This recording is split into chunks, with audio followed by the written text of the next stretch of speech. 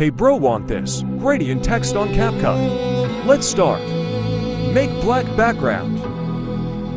Type your text and adjust it to your liking.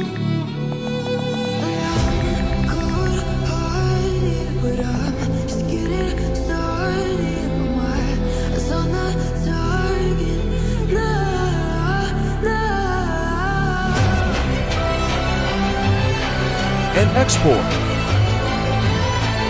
Now go back and make it your second color of gradient. Export that also. Now go back again and delete text. And add both of the text we export.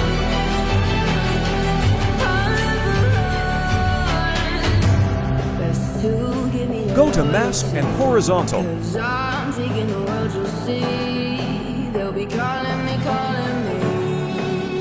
Move this arrow slightly. Export and go to no video. Add your clip.